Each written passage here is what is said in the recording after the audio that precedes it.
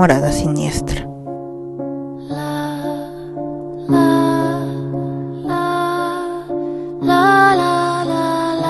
Comenzamos. Sangre. El día que nací, casi muero por hemorragia.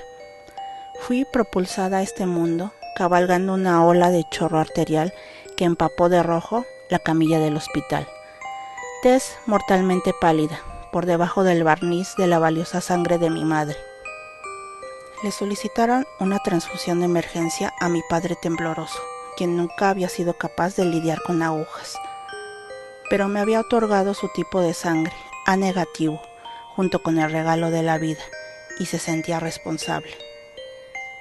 De esta forma, con su primogénita moribunda en la habitación contigua, apretó firmemente sus ojos llorosos y se mordió los nudillos, mientras enterraban en su brazo un tubo de metal gordo e inoxidable.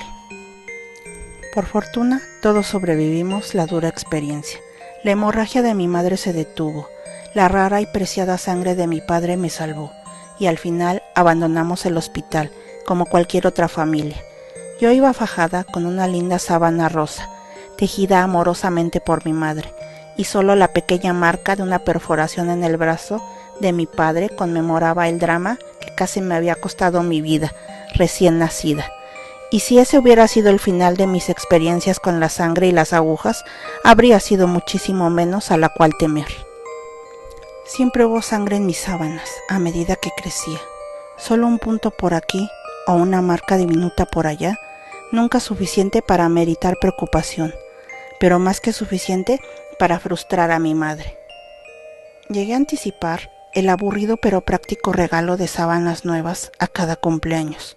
Según crecía, el color de esos linos cambiaba de blanco a tintes más oscuros, hasta que finalmente todos sucumbimos ante la solución inevitable, y comencé a dormir sobre rojo.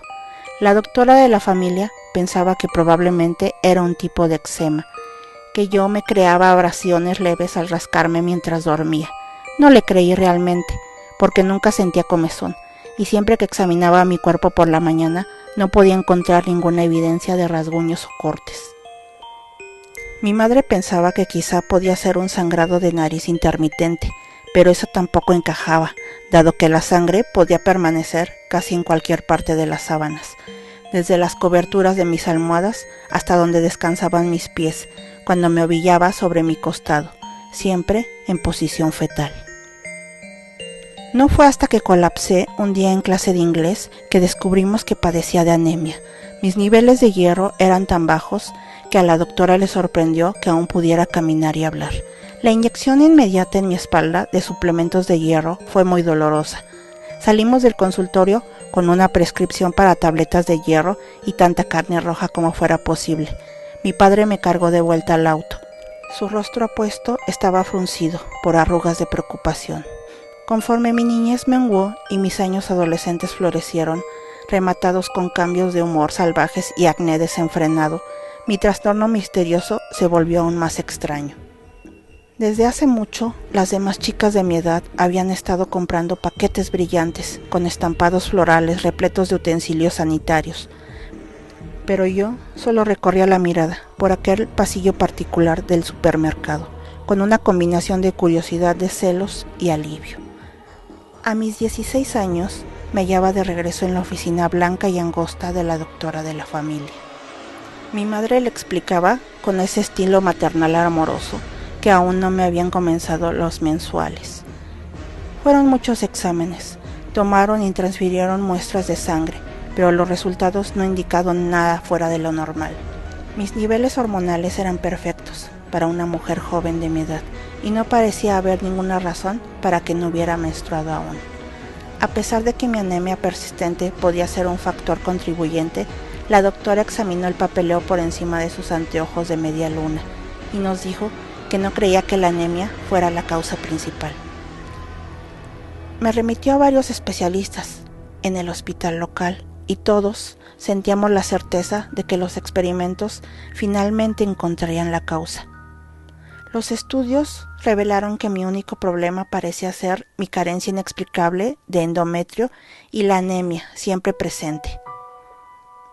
Fui admitida en el hospital para ser observada y recibir transfusiones con extracciones diarias de sangre para medir mis niveles crecientes y menguantes de distintas hormonas. Llegué a odiar el panorama del flebotomista rodando su carrito vampírico hacia la habitación, plagada de sueños medio olvidados, de dedos con forma de agujas y que se enterraban en mi piel, adentrándose en mi carne como si no fuese más que una naranja sanguínea, demasiado madura. Entonces, una mañana, el carrito no se presentó. Escuché un alboroto, mi padre discutiendo con las enfermeras y gritando, el llanto de mi madre, y una de las enfermeras decir que por la noche alguien había partido, machacado o doblado cada una de las agujas del hospital. Estaban registrando farmacias locales y clínicas cercanas en busca de provisiones de emergencia. Así que por ese día los exámenes habían acabado y nos íbamos a casa. Tuve que haberme sentido complacida por ser dada de alta, pero por alguna razón me hizo sentir distintivamente intranquila. Supongo que solo quería saber cómo se sentía para que pudieran comparar mis experiencias con las demás chicas. Después de mi 11º cumpleaños, mi madre me había dado una bolsa tejida artísticamente, llena de tampones y toallas sanitarias, explicando los misterios de la biología femenina, con una voz peculiarmente murmurante, como si le estuviese impartiendo sabiduría mística a una bruja novata. Desde ese día, la bolsa había permanecido en el fondo de mi cajón, nunca olvidada del todo. Insertar el tampón fue difícil, pero al final pude hacerlo.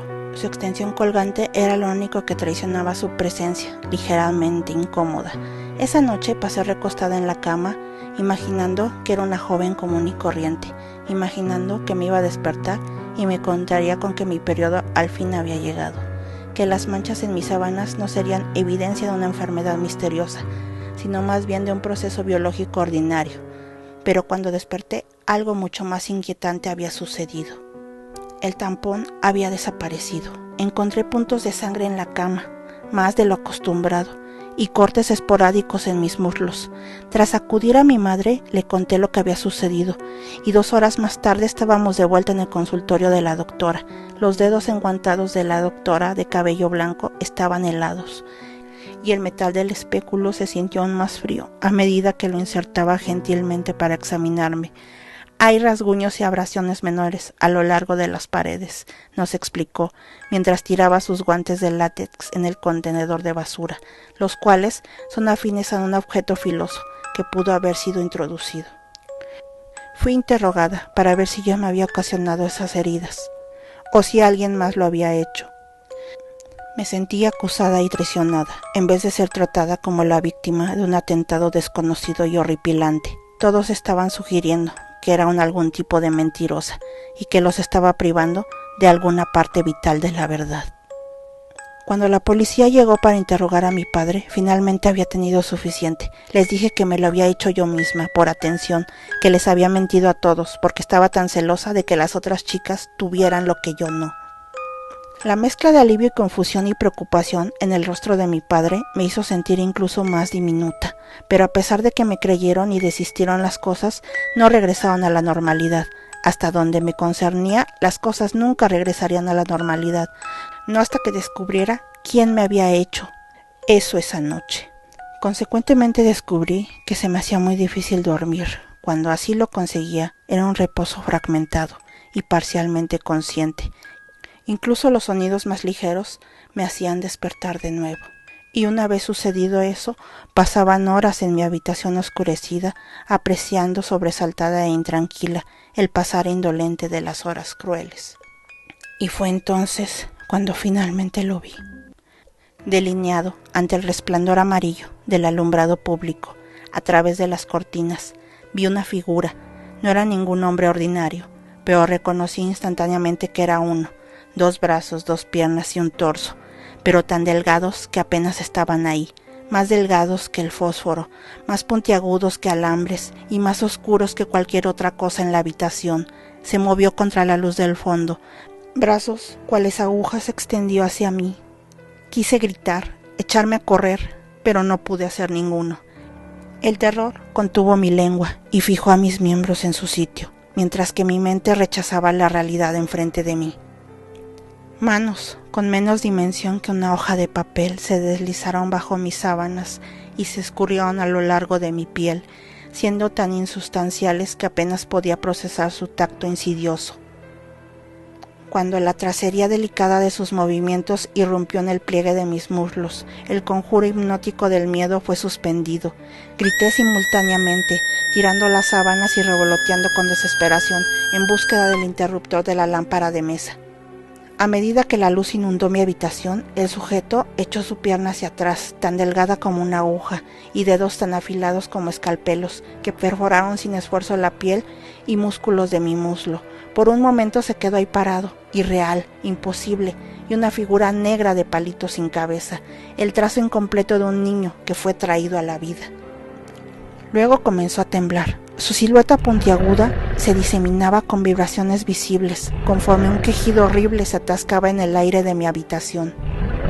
Supe con una certeza terrible que estaba molesto, que incluso a pesar de que no tenía cabeza ni boca, necesitaba que yo sintiera su ira por haberlo descubierto. El chillido alienígena y metálico alcanzó un crescendo doloroso. Su cuerpo de aguja se estremeció y se enmarañó como un relámpago. Ni siquiera me di cuenta de que yo estaba gritando hasta que la puerta de mi habitación se abrió de golpe y mi padre entró a tropezones, parpadeando adormilado, con una de las agujas de tejer omnipresentes de mi madre en su puño. El ruido se detuvo como una implosión, tan súbitamente que mis oídos se taparon. La figura dio 2 pasos hacia la esquina de la habitación. El movimiento fue tan tenso y fluido como un escarabajo de pesadilla patinando sobre agua. Ahí se esfumó, mezclándose perfectamente con las líneas remarcadas, en donde las paredes, el piso y el techo se entrelazaban. A pesar de que esto sucedió hace meses, aún lo siento por todas partes.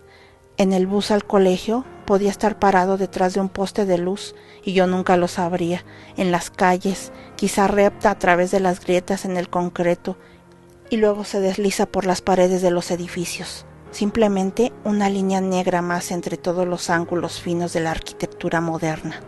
Siempre que me ducho, imagino que está parado en la esquina del cubículo, con sus 2 dimensiones e invisibles ante las baldosas, queriendo sumergir sus dedos de aguja en mi piel blanda.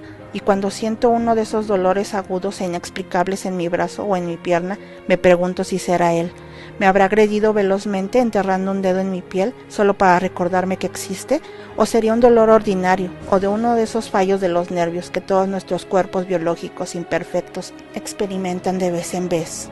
Recuerdo con frecuencia a la nube irregular y dolorosa de su ira, y sé que ahora, que ha sido avistado una vez, nunca será lo suficientemente tonto como para ser visto de nuevo. Creo que probablemente pasó a encontrar nuevas víctimas, nueva piel a la cual invadir, nuevas chicas a las cuales desangrar. A veces cuando estoy parcialmente despierta durante las crueles horas cortas, aún me imagino que puedo sentir esos dedos delgados como alambre, abriéndose camino a través de mi piel, raspando cuidadosamente las paredes, recolectando el valioso endometrio a cambio de mi sangre. Pero he tenido cada menstruación desde ese entonces, bueno, hasta la última. Con la prueba de embarazo positiva en el escritorio a mi lado, lo único que puedo pensar es esto. Dios, por favor, que no sea su hijo. No olvides dejar tu like. Recuerda seguirnos en nuestras redes sociales.